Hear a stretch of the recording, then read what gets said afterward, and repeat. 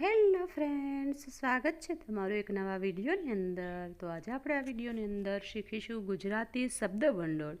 Most IMP સમાનાર્થી શબ્દ એનો ભાગ છે એ ત્રીજો છે એ જોશું. આગળ છે એ બે ભાગ આપણે જોયેલા છે મોસ્ટ આઈએમપી સમાનાર્થી શબ્દોમાં, જે દરેક સ્પર્ધાત્મક પરીક્ષા માટે ખૂબ જ ઉપયોગી છે. અને આજે પાઠ જોશું ત્રીજો. તો ચાલો આપણે વિડીયોમાં આગળ વધશું. અક્કલ, તો એનો સમાનાર્થી શબ્દ થશે મતિ. પ્રજ્ઞા એટલે અક્કલ, બુદ્ધિ, અને મેઘા એ બુદ્ધિના સમાનાર્થી શબ્દો છે. અક્ષત એટલે અખંડ, અને સુરક્ષિત એટલે પણ અક્ષત અથવા અખંડ, ગમે તે સમાનાર્થી શબ્દ પૂછાઈ શકે છે. એના પછી છે અતીત. અતીત એટલે ભૂતકાળ. અનુકંપા, અનુકંપા એટલે દયા. મહેરબાની એટલે દયા અથવા અનુકંપા, અને કરુણા એટલે પણ દયા. અભિજાત, તો ખાનદાન એટલે અભિજાત, ખાનદાન, અને કુળવાન, કુળવાન એ છે ખાનદાનના સમાનાર્થી શબ્દો છે. અંતેવાસી એટલે શિષ્ય. ઈગિત એટલે સૂચન અથવા ઈશારો, અને એતબાર એટલે વિશ્વાસ અથવા શ્રદ્ધા. અનુચર, અનુચર એટલે દાસ. નોકર, કિંકર એટલે નોકર અથવા દાસ, અને પરિચર એટલે નોકર, અને અનુચર એટલે નોકરતા. એના સમાનાર્થી શબ્દો છે. અભિલાષા, તો આકાંક્ષા. અભિલાષા એટલે ઈચ્છા, કામના, અને વાંછા એક નવો શબ્દ છે, ખાસ યાદ રાખજો, એટલે પણ ઈચ્છા હોતા. ઈચ્છા છે એના સમાનાર્થી શબ્દો છે.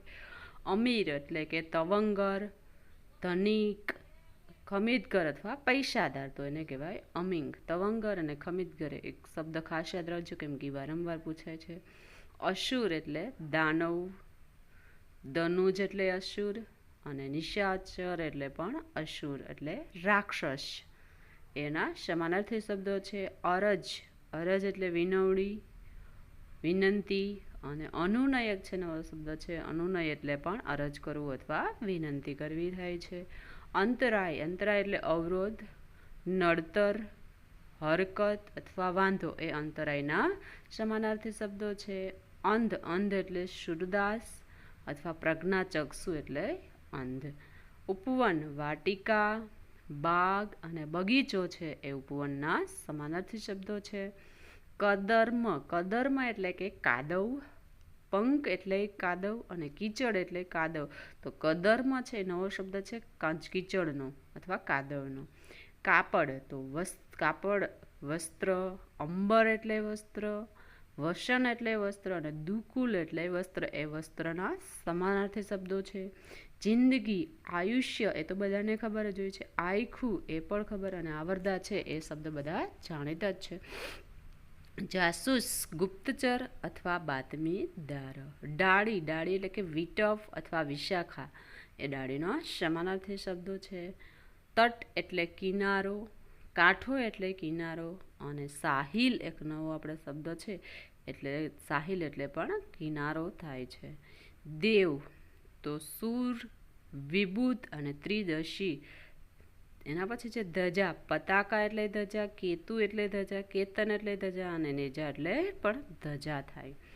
નિરામય, નિરામય એટલે કે નિરોગી. અનામય એટલે નિરોગી, અથવા અને સ્વસ્થ એટલે સ્વસ્થ અથવા નિરોગી. નિસ્બત, નિસ્બત એટલે સંબંધ, અને નાતો એટલે પણ સંબંધ, અને નિસ્બત એટલે પણ સંબંધ. પતિ, પ્રિયતમ એટલે પતિ. કંથ એટલે પતિ. ખાવિંદ અને ધવ આ બે શબ્દોનો છે. ખાવિંદ એટલે પતિ થાય, અને ધવ એટલે પણ પતિ એ પતિના સમાનાર્થી શબ્દો છે. પથ્થર, પહાણ એટલે પથ્થર. પાષાણ એટલે પથ્થર, અને ઉપલ એટલે પથ્થર. તો વારંવાર આપણે સમાનાર્થી શબ્દ રિપીટ કરશું તો એ ફટાફટ શબ્દ સમજૂતી લેવાથી આપણે સરળતાથી સમાનાર્થી શબ્દો યાદ રાખી શકીએ છીએ. પહાડ, ગીરી, નગ, શૈલ, અને અદ્રી એ પહાડના સમાનાર્થી શબ્દો છે. પતાવટ, તો મનમેળ. સુલેહ અને સંધિ એકબીજા વચ્ચે ઝઘડો થયો તો આપણે એને સુમેળ કરીએ છીએ, ફરી પાછા એને સંબંધ છે એ હતા એવા જ કરીએ એટલે એને પતાવટ કહેવાય. ફોગટ, ફોગટ એટલે કે વ્યર્થ, નકામું. વૃથા એટલે વ્યર્થ, અને મિથ્યા એટલે પણ વ્યર્થ અથવા નકામું એના સમાનાર્થી શબ્દો છે. બીક, ડર, ધાસ્તી, દહેશત, અને ભીતિ એ બીક છે ડરના સમાનાર્થી શબ્દો છે. ભિખારી, તો યાચક એટલે ભિખારી અને ભિક્ષુક એટલે કે ભિખારી એટલે કે કાંઈક માગનાર. મુગટ, તાજ એટલે મુગટ, કિરીટ એટલે મુગટ. મુસાફર તો રાહદારી, પથિક અને અધ્વનીન. અધ્વનીન છે એક ન્યૂ શબ્દ છે, ખાસ યાદ રાખજો. મુસાફરનો સમાનાર્થી શબ્દ છે. વરસાદ, વૃષ્ટિ એટલે વરસાદ, પર્જન્ય એટલે વરસાદ અને મેઘ એટલે વરસાદ, મેઘ એટલે વરસાદ અને મેહુલ એટલે પણ વરસાદ થાય છે. વિપુલ તો વિપુલના સમાનાર્થી શબ્દ છે ખૂબ, અઢળક, મબલખ અને પારાવાર એ વિપુલના એટલે ઘણું બધું. શિકારી, પારધી એટલે શિકારી અને આખે ટક, ખાસ યાદ રાખજો શબ્દો મોસ્ટ આઈએમપી છે. આખે ટક એટલે શિકારી. સમાચાર, વૃત્તાંત એટલે સમાચાર, અહેવાલ એટલે પણ સમાચાર.